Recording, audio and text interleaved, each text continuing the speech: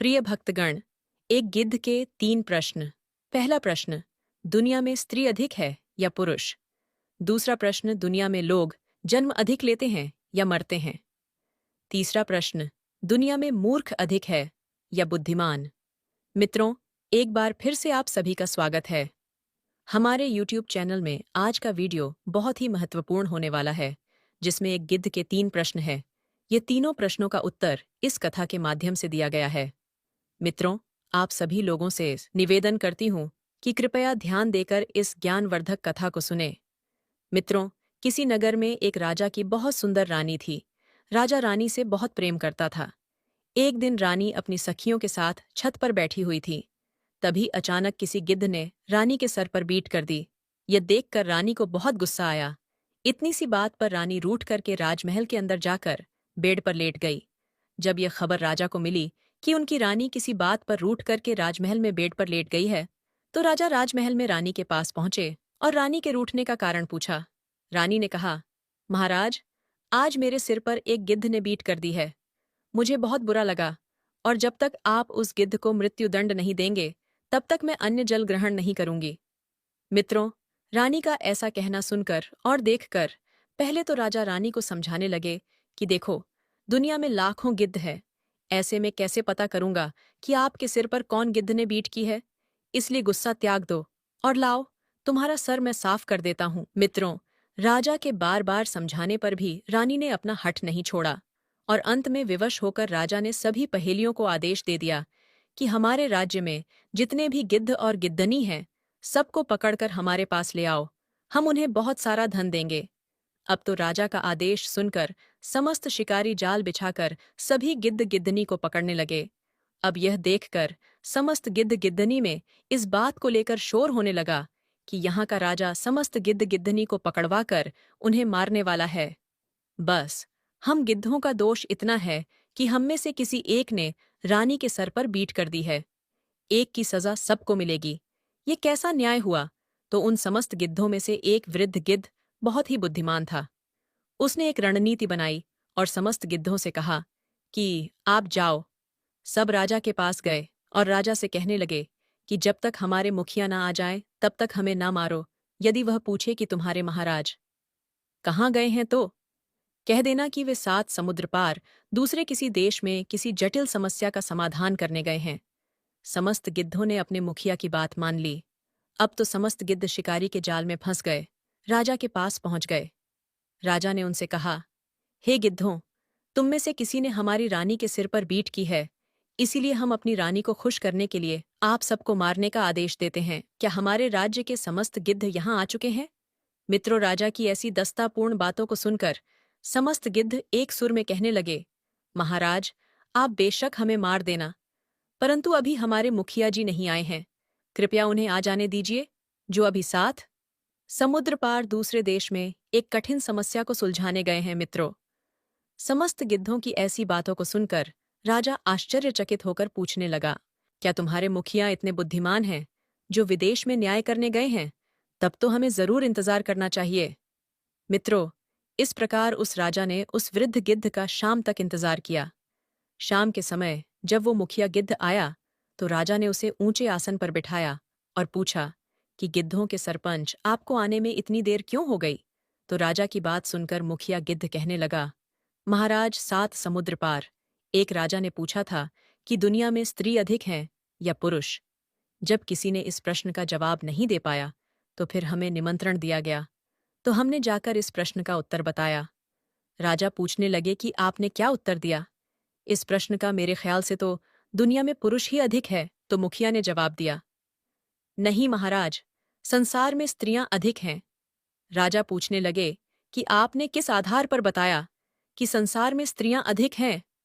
मुखिया गिद्ध बोला, महाराज, संसार में जो पुरुष अपनी स्त्री की बात मानकर निर्दोष मनुष्यों की हत्या करता है, ऐसा निंदानीय अधर्मी पुरुष स्त्री के समान माना जाता है।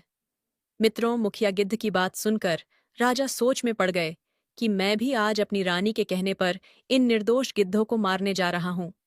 इसका मतलब मैं भी स्त्रियों की गिनती में आ जाऊंगा। यही सोचकर राजा ने उन सभी गिद्धों को आजाद करवा दिया। तो समस्त गिद्धों ने उस वृद्ध गिद्ध की बहुत बड़ी प्रशंसा की।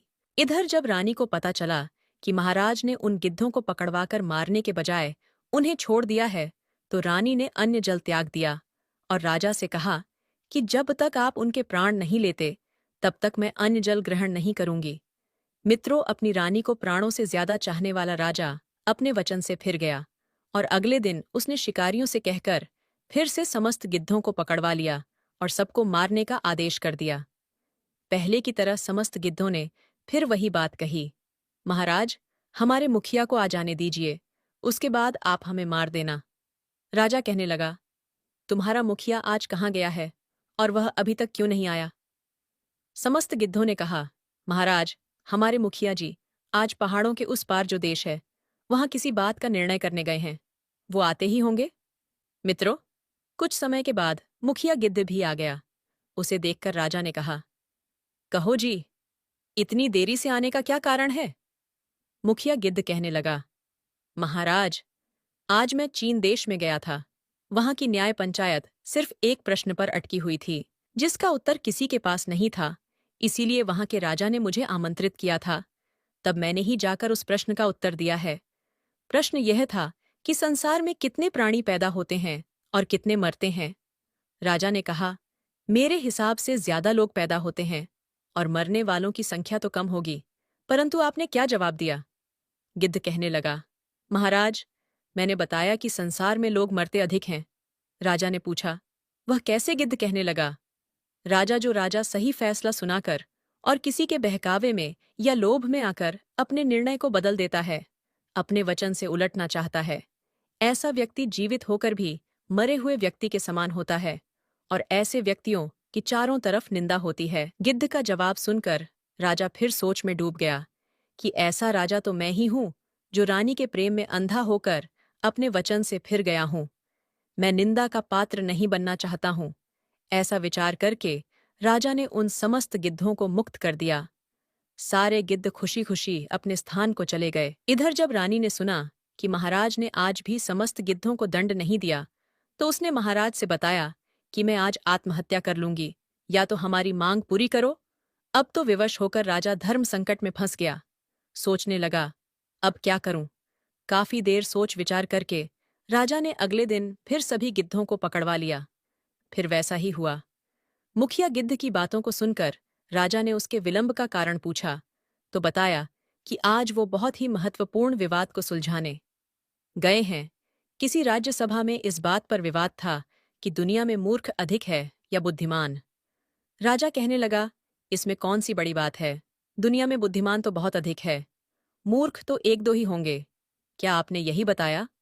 गिद्ध कहने लगा, नहीं, मैंने बताया कि संसार में मूर्ख अधिक है, क्योंकि जो पुरुष अपनी बुद्धि और विवेक से काम नहीं करते हैं। मित्रों, गिद्ध के निर्णय से दूसरे की इच्छा शामिल होती है।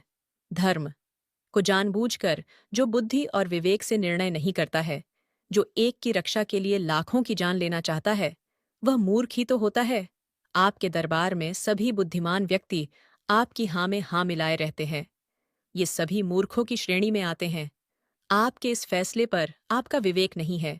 आप जो कुछ कर रहे हैं सिर्फ अपनी रानी के कहने से कर रहे हैं, इसलिए आप महामूर्ख हैं। इसलिए महाराज, दुनिया में मूर्खों की संख्या अधिक है। मित्रों, गिद्धों के इस जवाब से राजा का ज़मीर जाग उठा और उसने निश्चय किया कि रानी मरे या जिंदा रहे, मैं निर्दोष गिद्धों को नहीं मारूंगा। राजा ने सभी गिद्धों को आजाद कर दिया। मित्रों, सारे गिद्ध खुशी खुशी अपने स्थान को चले गए। मित्रों, एक गिद्ध ने तीनों प्रश्नों का उत्तर दिया। वह राजा से बताया। राजा ने निर्दोष गिद्धों को छोड़ दिया। मित्रों, आप सभी को तीनों प्रश्नों के उत्तर मिल गए होंगे। मित्रों, अगर यह कथा आप लोगों को पसंद आई हो तो कमेंट बॉक्स में राधे राधे लिख करके, वीडियो को लाइक करके, चैनल को सब्सक्राइब करके बेल आइकन ऑल पर प्रेस कर लीजिए, जिससे आप सभी लोगों को प्राचीन कथाएं और कहानियां सबसे पहले प्राप्त हो सके। मित्रों, वीडियो को पूरा देखने के लिए आप सभी लोगों का बहुत बहुत धन्यवाद।